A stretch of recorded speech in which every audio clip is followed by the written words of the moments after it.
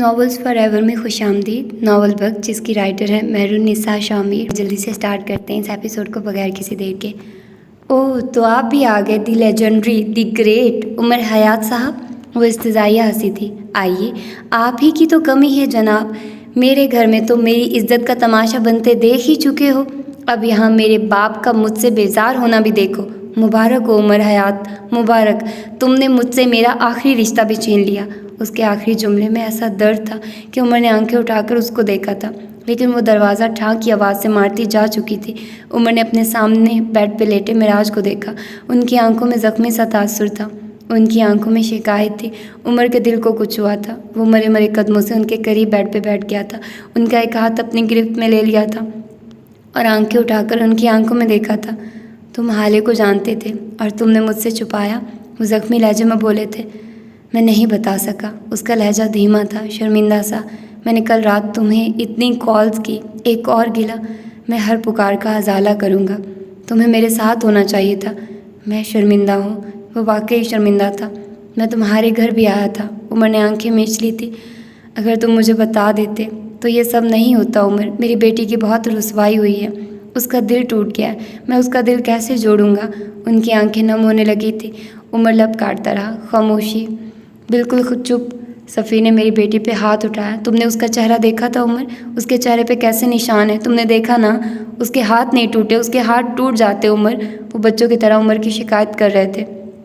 ऐसे हाथों को टूट जाना चाहिए, उसने तायद की थी। तुम जानते हो ये सब किसने किया है?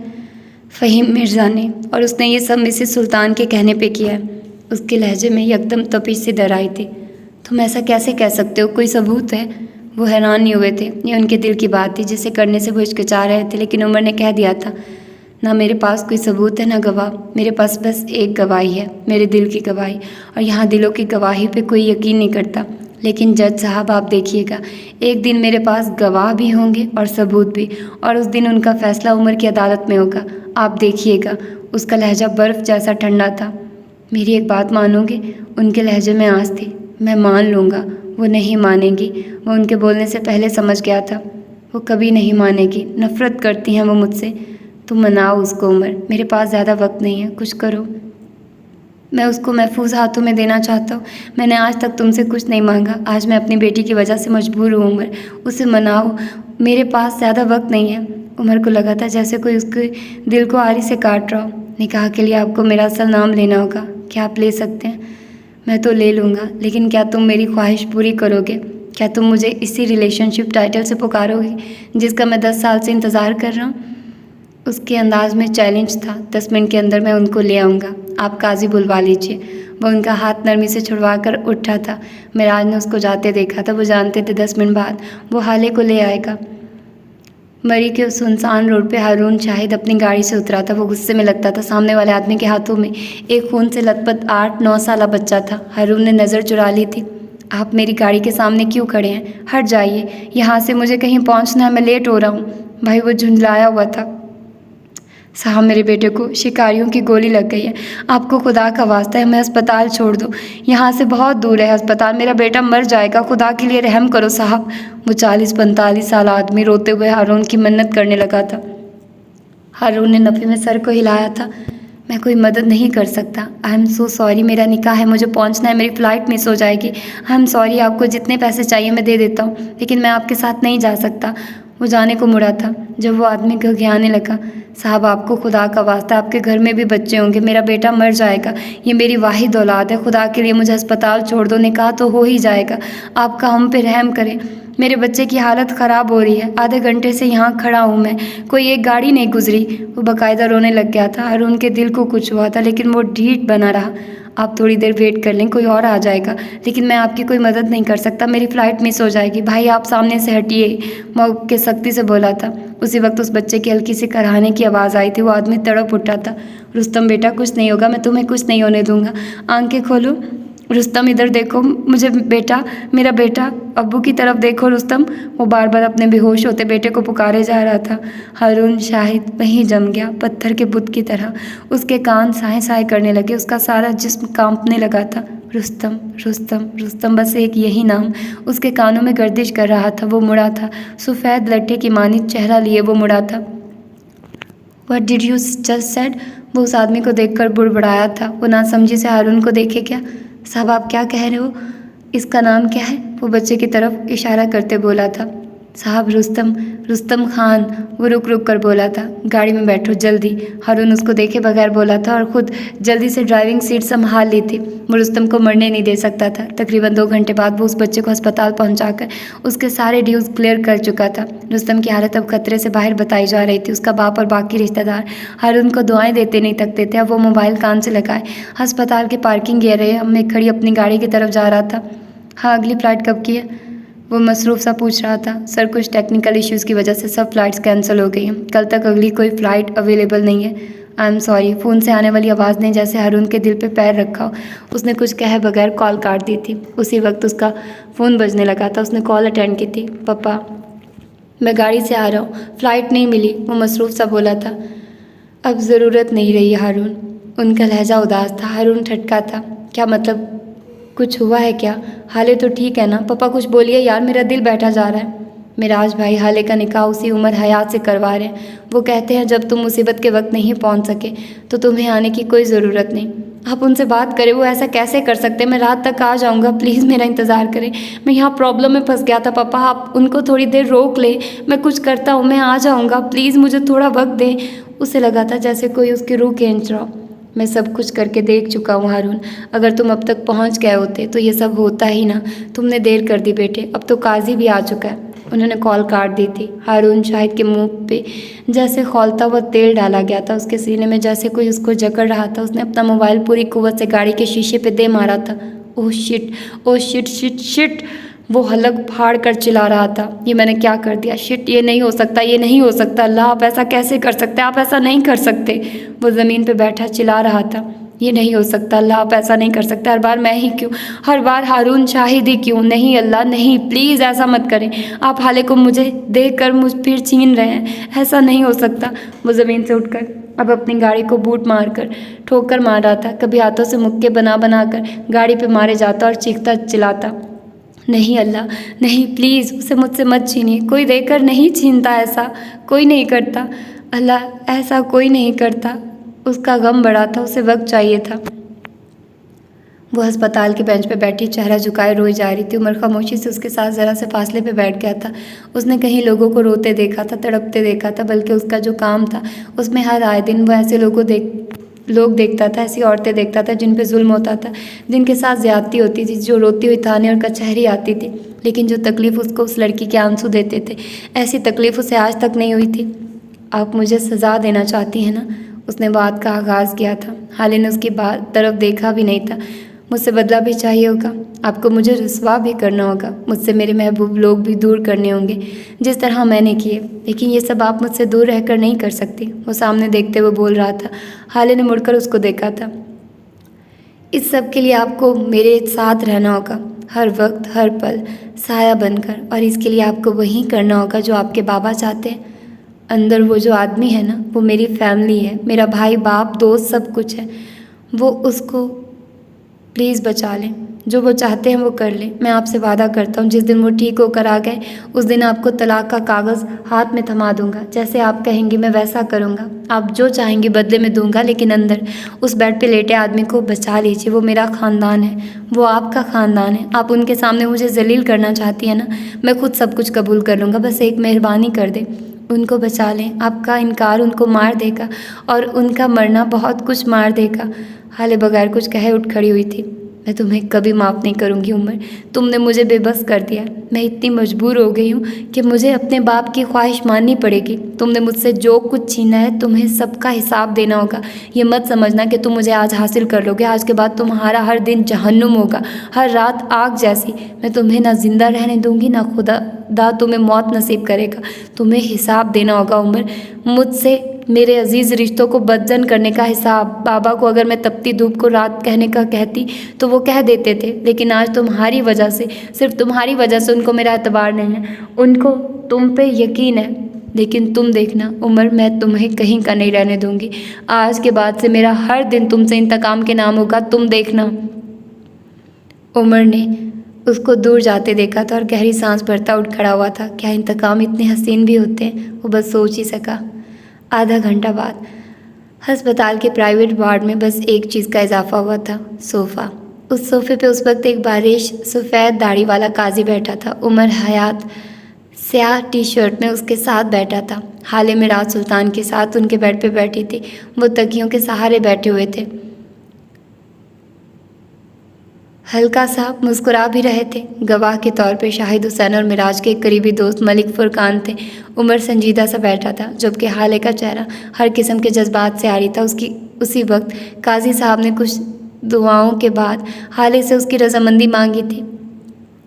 हाले सुल्तान वल्द मिराज सुल्तान आपको उमर हयात वल्द वहाज अली ख़ास खान बहवज़ 10 लाख रुपए हक महर सिक्का राइजुल वक्त अपने निकाह में कबूल है।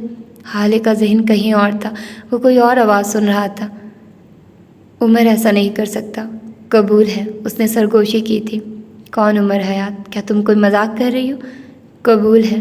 बेगैरत बेहया बदचलन, तुम्हारी जुर्रत कैसे हुई मुझे धोखा देने की? कबूल है। अब वो आदमी ऐसे ही कुछ कलमात उमर के सामने दोहरा रहा था, लेकिन हाले उसके जैसे कानों पे पर्दा पड़ गया था। बैठी रही, चुप गुमसुम खामोश। उससे किसी कागज़ पे साइन लिए जा रहे थे, वो किए जा रही थी। निकाह की रस्म ख़त्म हो गई थी। मिराज अब उमर को गले लगा रहे थे, उसको दुआएं दे रहे थे। उमर जवाब में कुछ कह रहा था। हाले को सारी आवाज़ें बेमायनी लगी थी। मिराज ने हाले का हाथ अपने हाथ में ले लिया था, उसका सर हनूस झुका हुआ था। मेरी तरफ देखो हाले, उन्होंने नरमी से पुकारा था। हाले ने नम आंखें उठाकर उनको देखा था। मुझसे एक वादा करो, करोगी? हाले ने इस बात में सर हिलाया था। वो इस वक्त उनको किसी चीज़ के लिए मना नहीं कर सकती थी। वादा करो, चाहे कुछ भी हो जाए, चाहे मैं ज़िंदा रहूं या मर जाऊं, तुम उमर को नहीं छोड़ोगी। चाहे दुनिया इधर की उधर हो जाए, चाहे तुम्हारे साथ कुछ भी हो जाए, तुम इसे नहीं छोड़ोगी। इसे मेरी वसीयत समझो हाले, उमर को मत छोड़ना। उनके लहजे में इल्तिजा सी थी। हाले ने उनकी तरफ देखा था, दिल में उठते उबाल को बामुश्किल दबाया था और हल्की आवाज़ में बोली थी, वादा करती हूँ बाबा, जैसा आप चाहेंगी वैसा ही करूँगी। और बस वो उठ खड़ी हुई थी। इस वादे के बाद उसकी बर्दाश्त जवाब दे गई। मुझे घर जाना है बाबा, वो सपाट लहजे में बोली थी। मेरे गले तो लग जाओ बेटा, उन्होंने बाजू बाह किए थे। जिन लोगों पे आपको एतबार है उनको तो गले लगा चुके हैं आप, मैं ऐसे ही ठीक हूँ, वो तल्खी से बोली थी। मिराज के चेहरे का रंग फीका पड़ा था। जाओ उमर, तुम पहले हाले को घर छोड़ कर आओ, उन्होंने उमर की तरफ देखकर कहा था। मैं खुद जा सकती हूँ हाले, ये मेरा हुक्म है, वो सख्ती से बोले थे। हाले ने ज़ख्मी नज़रों से उमर को देखा था, जैसे कह रही हो मेरे बाप ने कभी मुझसे सख्ती से बात नहीं की। वो बगैर कुछ कहे आगे बढ़ गई थी। उमर उसके पीछे गया था, लेकिन फिर दरवाजे पर रुका था। उसके होठ में कुछ फिक्स किया, मिराज को देखा। हाले और हसन को खुदा के बाद तुम्हारे हवाले कर रहा हूँ उमर, ख्याल रखना, वो धीमे लहजे में बोले थे। उमर ने सर हिलाया था और बाहर निकल गया। गाड़ी में हौलनाक खामोशी थी। हाले सीट के पुछ से सर टिकाए आंखें मूंदे हुए थी। कल रात से लेकर अब तक के मनाजिर उसकी आंखों में किसी फिल्म की तरह चल रहे थे। उसकी बंद आंखों से निकलते आंसू, उसके चेहरे पे कतार की सूरत बह रहे थे। उमर बार बार नज़र उठाकर उसको देखता और लब भींच लेता। जितनी तकलीफ उसे उस लड़की के आंसू देते थे, वो उतना ही रोए जा रही थी। आप कुछ खाना पसंद करेंगी? यहाँ करीब एक बहुत अच्छा रेस्टोरेंट है। और वो सामने सड़क पे नज़र जमाए बोल रहा था। उसको रोने से बाज रखने का एक यही तरीका उसके जहन में आया था। जहर ला दो मुझे, कम अज़ कम इस जिल्लत से तो जान छूट जाएगी। वो बंद आंखों से बुड़बड़ाई थी, फिर एकदम आंखें खोलकर उसकी जानिब रुख फेर लिया था। तुम तो आज बहुत खुश हो गए है ना? मुझे जलील करवा लिया, मेरी इज़्ज़त नफ्स ख़त्म कर दी, मेरे ख़ानदान में मेरी इज़्ज़त 2 कौड़ी की कर दी। एक न्यूज़ चैनल पे मेरी तस्वीर दिखाई जा रही है, मैं बदनाम होकर रह गई। और सबसे बड़ी बात, तुमसे निकाह हो गया। मेरा इसके गले में आंसुओं का फंदा सा अटका था। ये निकाह नहीं है उमर, ये मेरी तजलील है। तुमने आज मुझे मेरी नज़रों में गिरा दिया। जिस आदमी ने मुझे इतना जलील किया, बदनाम किया, सारी रात मुझे अपनी गाड़ी में कैद रखा, जिसकी वजह से मेरा ख़ानदान मुझसे छूट गया, आज वही इंसान मेरा शौहर बनकर मेरे पहलू में बैठा। बेशक ये कागज़ी रिश्ता है, लेकिन ये है, और जब तक ये है तब तक मैं रोज़ मरती रहूँगी, लेकिन ज़िंदा मैं तुम्हें भी नहीं छोड़ूंगी, देख लेना तुम। वो कहकर रुख फेर गई थी। उमर लब भिंचे सुनता रहा। आपके पास क्या सबूत है कि ये सब कुछ मैंने किया है? उसका लहजा सपाट था। गाड़ी रोको, वो 2 टोक लहजे में बोली थी। उमर ने छम्बे से उसको देखा था, लेकिन गाड़ी नहीं रोकी थी। गाड़ी रोको, वो अब के ज़रा बुलंद लहजे में बोली थी। मुकाबिल के कान तो गोया बंद ही थे। I said stop the bloody car, वो पूरी कुव्वत से चिल्लाई थी। उमर ने गाड़ी रोक दी थी। गाड़ी के रुकते ही हानि ने सीट बेल्ट उतारा था और ठा की आवाज़ से दरवाज़ा मारती उतर गई थी। उमर गहरी सांस भरता उसके साथ ही उतरा था। सड़क ऐसे सुनसान थी जैसे कोई डाइन घूम गई हो। हाले तेज़ तेज़ कदमों से चलती जा रही थी। हाले क्या कर रही हैं आप? कहाँ जा रही है? ये इलाका सेफ नहीं है, रुक जाइए, वो पीछे से पुकार रहा था। मेरे पीछे मत आओ, चले जाओ यहाँ से, वो मुड़े बगैर बोली थी। उसकी रफ्तार हाले से तेज़ थी। मैं जल्दी उसके पास पहुँच गया था। अब वो उसके बराबर चल रहा था। मेरी बात सुने, यहाँ पिछले 2 हफ्तों में 3 हादसात हो चुके, 2 डकैती के और 1 अगवा का। ये इलाका औरतों के लिए सेफ नहीं है। मुझे मजबूर ना करें कि मैं जज साहब को कॉल करूं। उमर ने मोबाइल फ़ोन हाथ में ले लिया था और वो दबे दबे गुस्से से बोला था। हाले पूरी की पूरी उसकी तरफ मुड़ी थी। नज़रें उसके हाथ में पकड़े मोबाइल फ़ोन पे गई थी। उमर मबहम सा मुस्कुराया था। ये धमकी तो काम कर गई, ज़बरदस्त।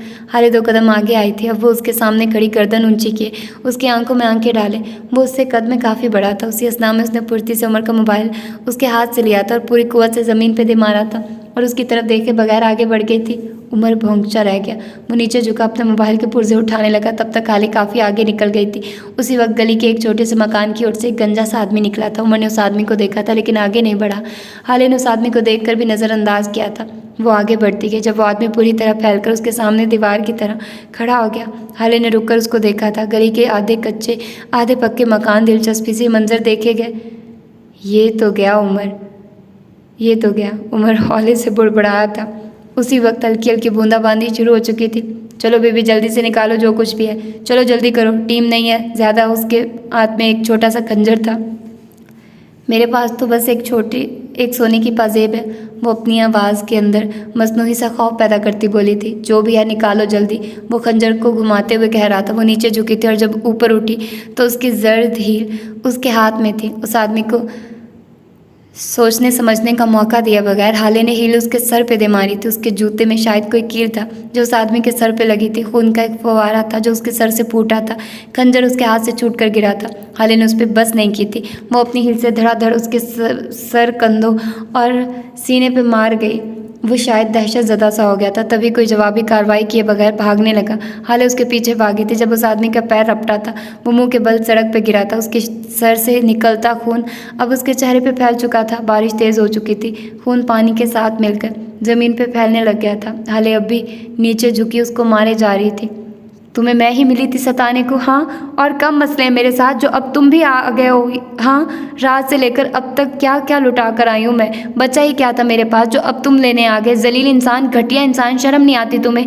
वो चिल्लाती जाती और मारे जाती। पता भी है मेरे साथ हुआ क्या है, क्या क्या झेल चुकी हूँ मैं। जानते भी हो किसी लड़की को सुकून की सांस नहीं लेने दोगे तुम, है ना। वो आदमी अब बुरी तरह करहा रहा था। हाले भी शायद मार मार कर थक चुकी थी, तभी उसके करीब ही बैठ के उमर ज़रा से फासले पे खड़ा उसको देख रहा था। फिलहाल वो किसी किस्म की बदमज़गी नहीं चाहता था। हाले को दिल हल्का करने की ज़रूरत थी। तुम जानते हो मैं कौन हूँ? हाले उस जख्मी आदमी के पास बैठी पूछ रही थी। बारिश तेज़ होने लगी थी। उस आदमी ने कोई जवाब नहीं दिया था। वो उसी तरह पड़ा कराहता रहा। दर्द हो रहा होगा ना? वो अब हमदर्दी से पूछने लगी थी। मुझे भी हो रहा है, मैं भी तो तकलीफ़ में हूँ। तुम्हें भला ज़ेब देता था इस तरह किसी लड़की का रास्ता रोकना? कोई शर्म हया कुछ बाकी रहा है तुम में या नहीं? माफ़ कर दो बीबी जान, छोड़ दो मेरी, बीबी जान छोड़ दो मेरी, वो रुक रुक कर बोला था। क्यों छोड़ दूँ जान? हाँ, मेरी बात कौन सुनेगा फिर? वो घर आई थी। उमर बेतासुर चेहरे के साथ उसे देखे गया। ये जो आदमी है ना, इसने मुझसे सब कुछ छीन लिया। उसकी आंखें नम होने लगी थी। इसने मुझसे मेरी इज्जत छीन ली, मुझे जगह जगह बदनाम कर दिया, मुझे मेरी शादी से अगवा करके ले गया। आंखें अब डुबडुबाने लगी थी। मेरी शादी टूट गई, मेरे मंगेतर ने मुझ पे हाथ उठाया। उस आदमी की आंखें बंद होने लगी थी जब हाले बुलंद आवाज़ में चिल्लाई थी, आंखें खोले रखो, तुम्हें सुनना होगा मुझे। वो अब दोबारा आंखें खोल चुका था। इसने मुझसे मेरे घर वाले छीन लिए। तुम्हें पता है ये बात अब मैं किसको बता रही हूँ? बता रही होती ज़रा देर को रुकी थी। मैं ये बात महर आपी को बताती। मैं उनसे बहुत मोहब्बत करती हूँ, बहुत ज़्यादा। उसकी आंखों से बेख्तियार आंसू बहने लगे थे। उमर ने रुख फेर लिया था। या फिर बाबा को बताती, उसने मुझसे बाबा को भी छीन लिया। या फिर हारून को बताती।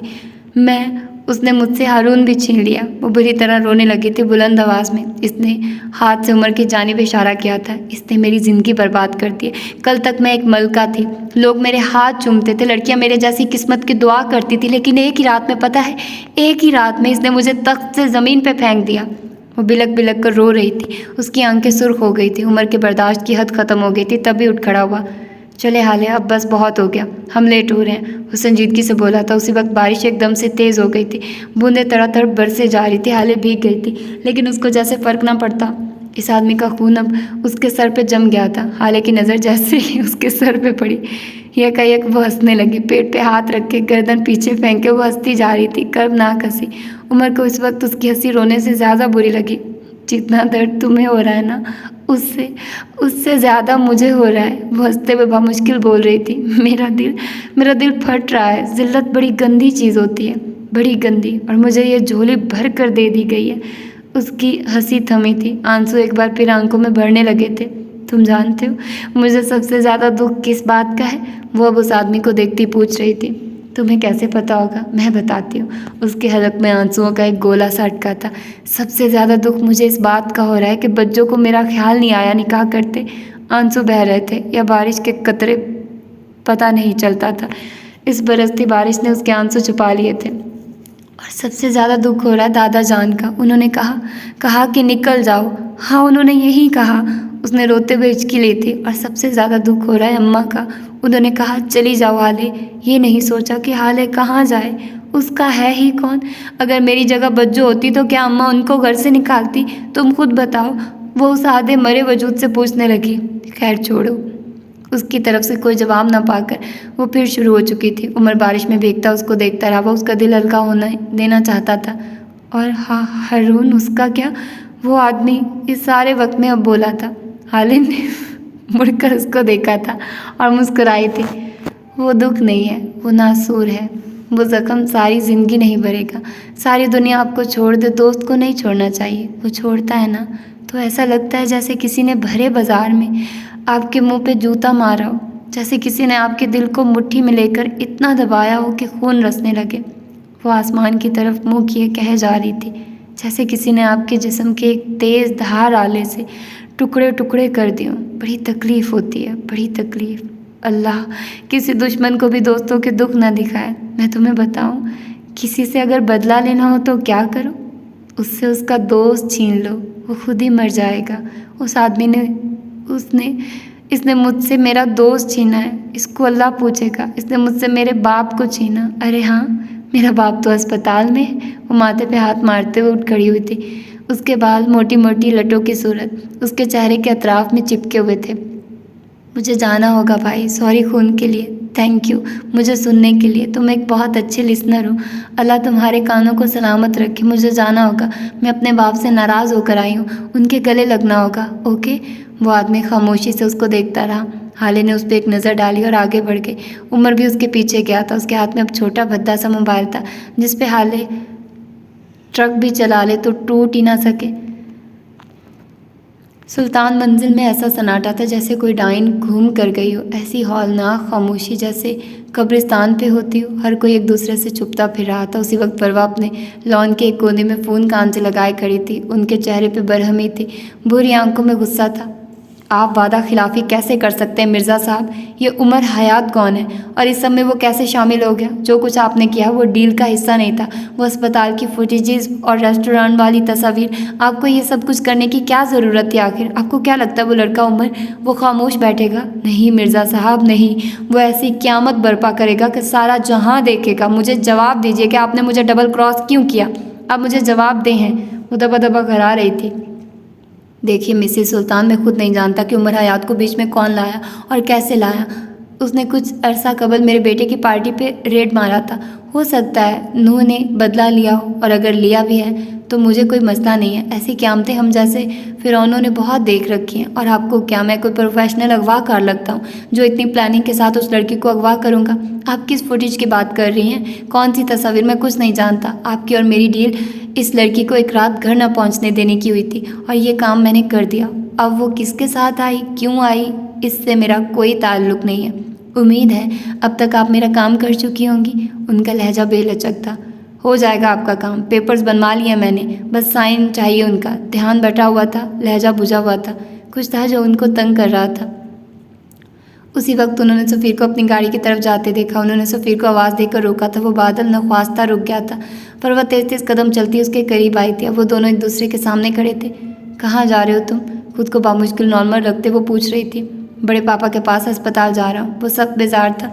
तुम बाप बेटा पागल हो गए हो। उनकी बेटी हमारे मुंह पे कालक मलकर चली गई है और तुम लोगों की खिदमतें ही नहीं ख़त्म हो रही। अभी थोड़ी देर पहले तुम्हारा बाप गया और अब तुम। बेटे ज़रूरत क्या है आखिर? वो सख्त कोफाज़दा थी। मम्मी वो मेरे बड़े पापा हैं। कल रात जो कुछ भी मैंने कहा वो इसी वजह से अस्पताल में है। उनकी घटिया बेटी की वजह से मैं उनको नहीं छोड़ सकता। आप अपनी साजिशें खुद तक महदूद रखिए तो बेहतर होगा और मेरे मामलात से दूर रहिए। वो कारदार लहजे में कहता लंबे लंबे डग पड़ता वहाँ से चला गया था। पर वह खामोशी से वापस चली गई थी। उनका जहन उलझा हुआ था। सारे रास्ते उन दोनों के दरमियान कोई बात नहीं हुई थी। हाले खामोशी से खिड़की के बाहर भागती ट्रैफिक को देखती रही। बारिश अपने जौबन पे थी। जैसे आज इस सारे बादलों ने एक साथ बरसने का तहिया कर लिया। जैसे ही उनकी गाड़ी अस्पताल के बाहर आकर रुकी, सामने से ही रिपोर्टर्स का एक हजूम उनको अपनी तरफ आता दिखाई दिया। उमर ने बेजारी से उनको देखा था और फिर हाले की तरफ देखकर बोला था, आप इनके सामने कुछ नहीं कहेंगी, ओके? उमर उसकी तरफ देखता तनबीही अंदाज में बोला था। हाले बगैर जवाब दिए गाड़ी से उतर गई थी। वो भी दूसरी तरफ से उतर आया था। हाले का लिबास अब भी हल्का हल्का गीला था। स्याह दुपट्टा सर पे जमा रखा था, आंखों में गहरा कर्ब लिए वो उमर की मैयत में रिपोर्टर्स के हजूम में रास्ता बनाती चलती जा रही थी। एसपी साहब, कल रात से आप अपनी गैर मौजूदगी के बारे में क्या कहना चाहेंगे? उमर सर, आप पे इल्ज़ाम है कि आपने मशहूर बिजनेस टाइकॉन सफ़ीर सुल्तान की होने वाली बीवी और शाहिद हुसैन साहब की भांजी को अगवा कर रखा है। सर, आप इस बारे में क्या कहना चाहेंगे? कल रात से आप बगैर किसी इत्तला के मंजरे आम से गायब हैं। आपके पास कोई जवाब है? सुल्तान फैमिली से आपका क्या ताल्लुक़ है? मिस हाले सुल्तान से आपका क्या ताल्लुक़ है? सर जवाब दें, कुछ बताइए सर। मुत्तइद आवाज़ें, अनगिनत इल्ज़ाम और तंज़िया जुमलों को नज़रअंदाज करता वो हाले के बिल्कुल करीब चलता अस्पताल के अंदर दाखिल हो गया था। अभी वो और आगे जाते जब हाले उन रिपोर्टर्स की जानिब मुड़ी थी। उसकी आंखें पुरसुकून थी, चेहरा हर किस्म के जज्बात से आ रही। वो सड़क पे बैठी पागलों की तरह हंसती और रोती हुई हाले से बहुत मुख्तलिफ लग रही थी। वो रुकी थी तो उनके पीछे भागते रिपोर्टर्स भी रुके थे, लेकिन बस उनके कदम ही रुके थे। ज़बानें ने आपको जो कुछ पूछना है मुझसे पूछिए, मैं आपके तमाम सवालात का जवाब देने को तैयार हूँ। वो उनकी जानिब देखती पुरसुकून लहजे में कह रही थी। बाहर अब भी बारिश बरस रही थी। मैडम, आपका एसपी उमर हयात से क्या ताल्लुक़ है? कल रात आप अपनी शादी से क्यों गायब हुई? एसपी उमर हयात से कल तक मेरा कोई ताल्लुक़ नहीं था, लेकिन आज इसने उमर की तरफ तंजिया सी नज़र देखा था। आज इनका और मेरा निकाह हो गया, सो इस लिहाज से ये मेरे शौहर हैं। और रही बात मेरी शादी से गायब होने की, तो एसपी सर ने मुझे मेरी शादी की रात अगवा कर लिया और सारी रात मुझे हब्से भेजा में रखा। उमर ने बेख्तियार अपना माथा सुलाया था। इनकी वजह से मेरी और मेरे ख़ानदान की बदनामी हुई। हमारे ख़ानदान की नेक नामे पे हर्फ आया और मैं अब तक ट्रॉमा के ज़ेर असर हूँ। इनकी वजह से मेरे वालिद को हार्ट अटैक हुआ है। वो इसी अस्पताल में ज़िंदगी और मौत की जंग लड़ रहे हैं। वो बोलकर खामोश हो चुके थे। रिपोर्टर्स का शोर एक बार फिर बुलंद हुआ था। अगर आपके साथ इतना ही जुल्म हुआ था तो आप अब तक इनके साथ क्यों हैं और आपने इनसे मर्ज निकाह क्यों किया? जस्टिस मिराज सुल्तान की कंडीशन अब कैसी है? क्या ये शादी आपके वालिद की मर्ज़ी से हुई है? क्या आप मुस्तकबिल में उमर हयात के साथ रहेंगे या आप दोनों अपने रास्ते जुदा करने वाले हैं? उमर हयात साहब, आप इन इल्ज़ामात के बारे में क्या कहते हैं? क्या आप इन सब को कबूल करते हैं? अगर हाँ, तो इन सब के पीछे क्या वजह रही? हाले ने हाथ उठाकर उनको खामोश करवाया था। उमर गैर आरामदेह सा उसके साथ खड़ा था। मेरे वालिद साहब अब ख़तरे से बाहर हैं। उसका लहजा अब भी पुरसुकून था। और मुस्तकबिल में मैं हाले सुल्तान उमर हयात को कोर्ट में लेकर जाने वाली हूँ। इनको हर ज़्यादती का हिसाब देना होगा। मैं इन पे हद की इज़्ज़त का दावा करती हूँ और मुझे अगवा करने और अब से भेजा में रखने के लिए इनसे हिसाब मांगती हूँ। See you guys in the court. वो बोलकर आगे बढ़ गई थी, जबकि उमर जीन्स की जेबों में हाथ डाले वहीं खड़ा रह गया था। सर, आप कुछ कहना चाहेंगे? आपके मन को आने जो इल्ज़ाम आप पे लगाए और मुस्तकबिल में आपका लाया अमल क्या होगा? आपका नाम क्या है? उसने नीली शर्ट पहने माइक पकड़े खड़े लड़के से सवाल किया था। सनान गफ़ार, वो बाएतमाद सा बोला था। उमर ने समझने के अंदाज में सर हिलाया था। मैं पिछले हफ्ते को रंगी थाना गया था दौरे पे। आपको देखा था मैंने वहाँ। आपकी बीवी ने आप पे FIR कटवाई थी कि आपने उनसे झूठे वादे किए और फ्रॉड करके उनसे शादी की, कि जिस मकान में आप रहते हैं वो आपका ज़ाती है और ये कि आप उनको माहाना खर्चा भी पूरा नहीं देते। यही हुआ था ना? वो मासूमियत से पूछ रहा था। उस लड़के के कान सुर्ख हुए थे। सर आप पब्लिक फिगर हैं, मैं नहीं। आप मेरी ज़ाती ज़िंदगी को इस तरह डिस्कस नहीं कर सकते। Oh really, I just did bro, वो तंजिया सी मुस्कुराहट के साथ बोला था। मजमे में हल्के हल्के कह के गूंजे थे। और आपका नाम तो याद है मुझे? उसने एक अधेड़ उम्र रिपोर्टर की जानिब इशारा किया था। आपसे तो कोर्ट में मिला था मैं, आपकी बीवी ने आप पे केस किया था ना। उनका कहना था कि आपने उनके अब्बा का दुकान, जो कि तड़के में आपकी बीवी को मिला, बेच दिया, और इसके अलावा आपने उनका तमाम जेवर उनकी इजाज़त के बगैर कहीं गिरवी रखवा दिया। कुछ यही इल्ज़ामात थे आप पे। वो अब भी मुस्कुरा रहा था। उस आदमी का रंग उड़ गया था।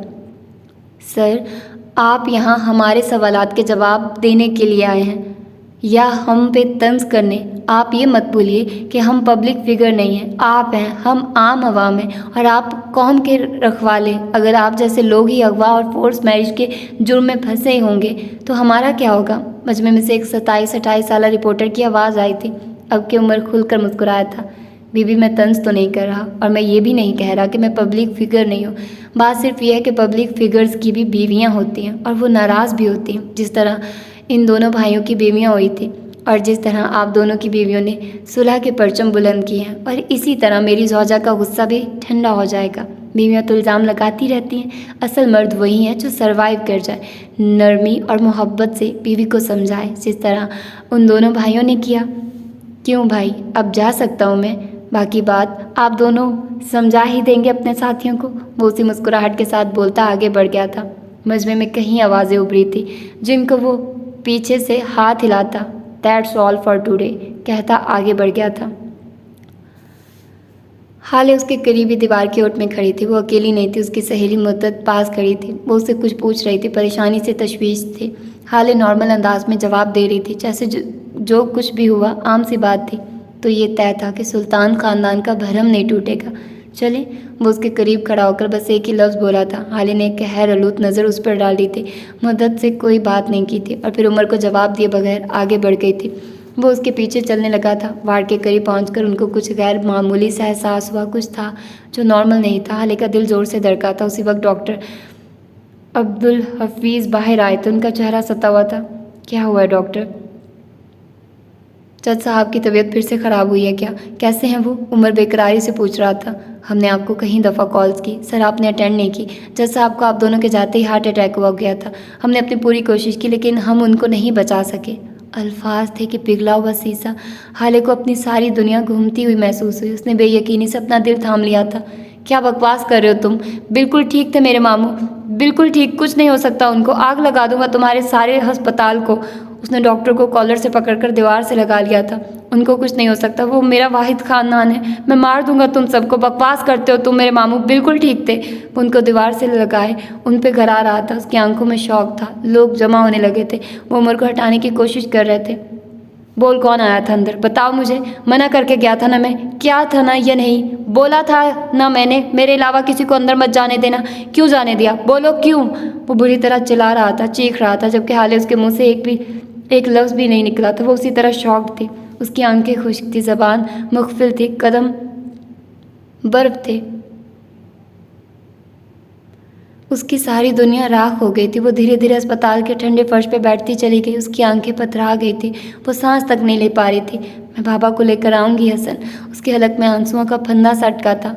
मेरे गले तो लग जाओ बेटा। उसके जहन में कहीं आवाज़ें गूंज रही थी। उमर अब भी चिल्ला रहा था, शायद रो भी रहा था, लेकिन वो उमर को नहीं देख रही थी। वो किसी को नहीं देख रही थी। वो कुछ नहीं सुन रही थी। उसको ऐसे लग रहा था जैसे किसी ने उसके दिल में कोई तेज़ धार बर्ची घुसेड़ दी हो, या फिर कोई जहर भरा तीर। तकलीफ सी तकलीफ थी। उमर अब वार्ड के अंदर आ गया था। सामने बेड पे मिराज सुल्तान का बेजान वजूद था। उमर ने बेख्तियार दीवार का सहारा लिया था। उसकी आंखें नम होने लगी थी। वो भागकर उनके करीब पहुंचा था और दीवाना वार उनकी नब्ज़ टटोल रहा था। उनके दिल पे अपना कामता हुआ हाथ रख रहा था और देखते देखते उसकी आंखों से आंसू रवा हो गए थे। वो कभी नहीं रोता था। नफीसा कहती थी, उमर की आंखों में ऐसे पत्थर हैं जिनसे कभी चश्मा नहीं फूट सकता। मैं नहीं मानता, मैं मान ही नहीं सकता। आपको कुछ नहीं हो सकता, आप नहीं मर सकते। आपको मरने नहीं दूंगा। मामू आप ये नहीं कर सकते, प्लीज़ ये ना करें यार। मुझे अकेला ना छोड़िए, मैं कहाँ जाऊँगा? मेरा कौन है? आपने मुझे हाले के साथ क्यों भेजा? वो फूट फूट कर रोने लगा था। मेरे तो वाहिद दोस्त आप हैं, मेरा भाई, मेरा बाप, सब कुछ आप हैं। आप मुझे नहीं छोड़ सकते, आप ये नहीं कर सकते। देखिए मैं रिलेशनशिप टाइटल इस्तेमाल कर रहा हूँ यार, मैं अकेला हो जाऊँगा, मुझे मत छोड़िए। वो उनके पास बेड पे बैठा, उनके हाथ पे चेहरा गिराए रोते हुए कह रहा था, अल्लाह मेरे साथ ऐसा ना करे, मैं इतना मजबूत नहीं हूँ, मैं क्या करूँ। अल्लाह आपने क्यों कर दिया ऐसा, मैं नहीं संभाल सकता हाले को, हसन को, मैं उनको कैसे संभालूं। मामू मैं खुद अकेला हो जाऊंगा, आपने वादा किया था, आपने कहा था मुझे नहीं छोड़ेंगे, आप नहीं छोड़ सकते। वो कभी बचपन में भी ऐसा नहीं रोया था जिस तरह वो आज रो रहा था। उसी वक्त सफ़ीर और शम्स एक साथ अंदर दाखिल हुए थे।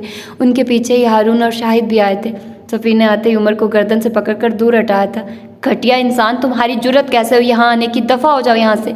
तुम्हारी वजह से मेरे बड़े पापा चले गए, तुम उनके वारिस नहीं हो, उनका वारिस मैं हूँ। तुम किस हक से उनके पास बैठे हो, किसने दिया तुम्हें ये हक। वो सुर्ख आंखों के साथ चिल्ला रहा था। उमर के कानों में कहीं साल पुरानी एक आवाज़ गूंजी थी, मेरे साथ घर चलो और फैमिली का हिस्सा बनो, वरना एक दिन जब मैं मर जाऊँगा तुम्हें मेरे जनाजे पे भी कोई नहीं छोड़ेगा। मुझे बस थोड़ी देर इनके पास रहने दो प्लीज़। वो चेहरा झुकाई गीली आवाज़ में बोला था। शम्स रो रहे थे, हारून की आंखें नम थी। तुम यहाँ से खुद जाओगे या मैं तुम्हें धक्के मारकर निकालूं? तुम्हारी वजह से मेरी बहन बेवा हो गई, उनके बच्चे यतीम हो गए, अब और क्या चाहते हो? शाहिद हुसैन रोते हुए उस पर चीख रहे थे। उनके बच्चे, ओ खुदाया, उनके बच्चे।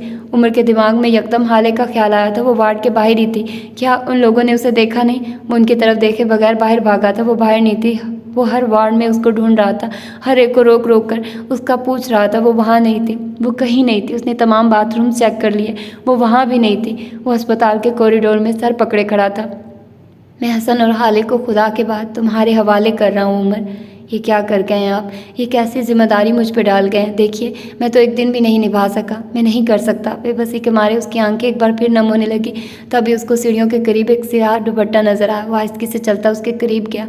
वो हाले थी, सीढ़ियों पे बैठी है, रास्ता नज़रों से यहाँ वहाँ देखती। हाले उमर उसके करीब एक स्टेप पे बैठ गया। हाले को देखकर उसने शुक्र का कलमा पढ़ा था। हाले ने मुड़कर उसको देखा था, उसकी सी आंखें सबसे सुर्ख पड़ रही थी। हाले आप यहाँ क्यों बैठी हैं? वो बदिक्कत बोल पाया था।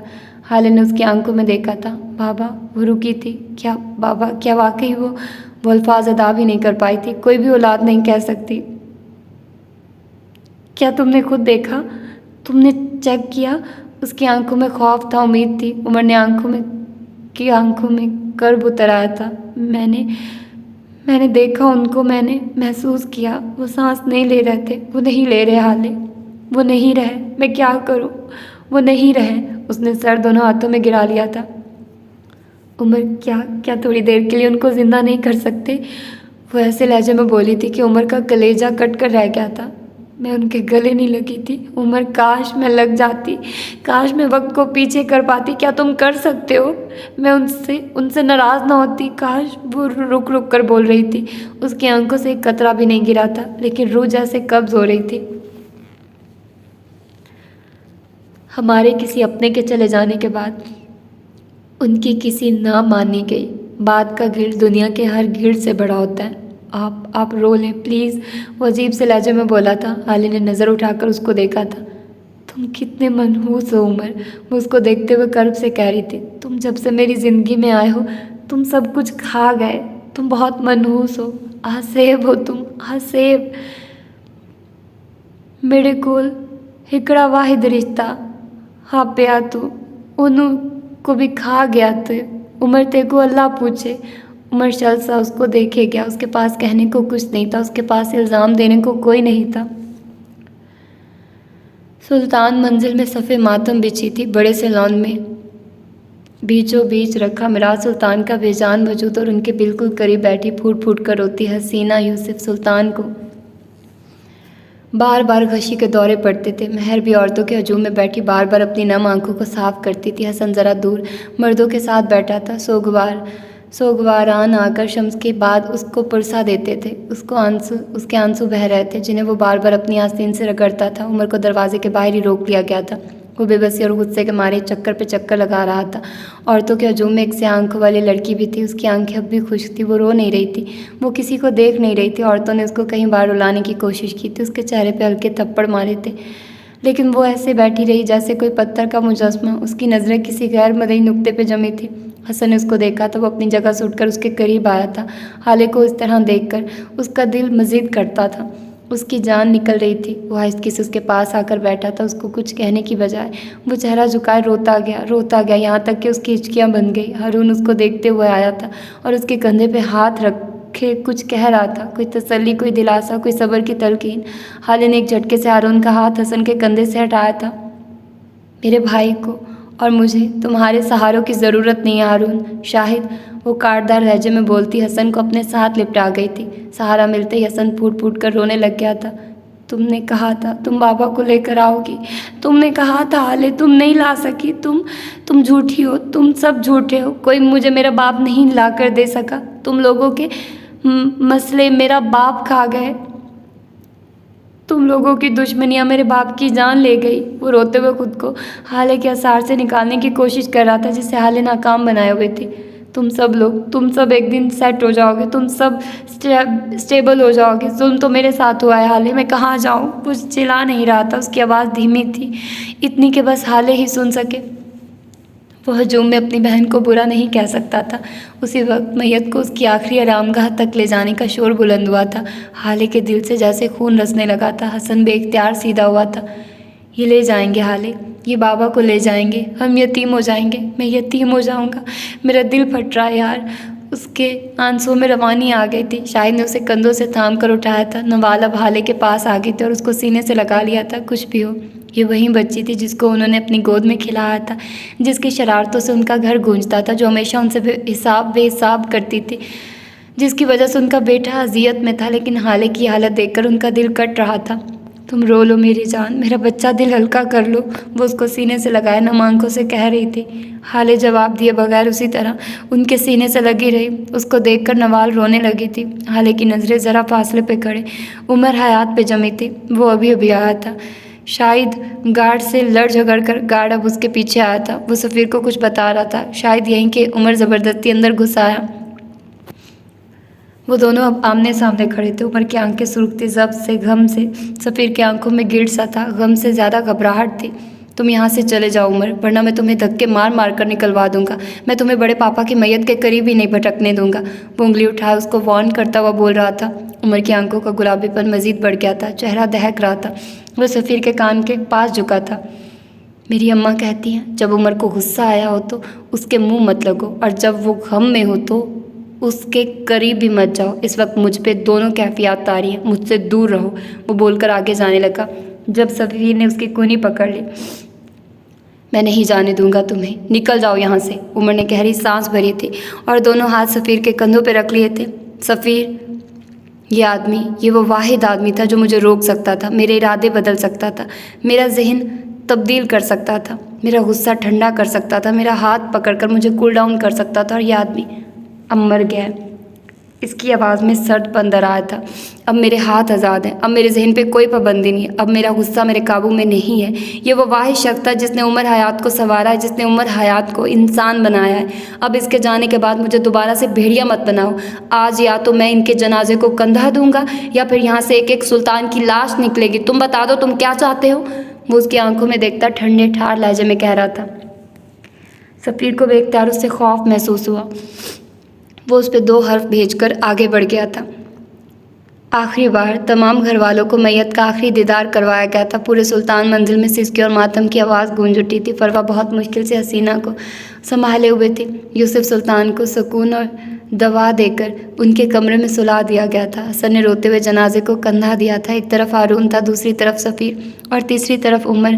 फ़िज़ा में कलमाए शहादत की आवाज़ें गूंजी थी। कहीं औरतों ने अब भी हाले को रुलाने की कोशिश की थी, लेकिन वो खामोश खड़ी रही, बेजान, साकित। उसकी रूह खिंची गई थी। उसके दिल में खंजर घूम पा गया था। उसका बाप मर गया था। उसकी सारी दुनिया ख़त्म हो गई थी। ओ गॉड, बहुत ज़्यादा तकलीफ़ दे ये एपिसोड थी, बहुत ज़्यादा। मैंने बहुत मुश्किल से पढ़ी। तो अपना ढेर सारा ख्याल रखिएगा, मुझे दुआ में याद रखिएगा। मिलते हैं इसकी अगली एपिसोड में। अल्लाह हाफिज़।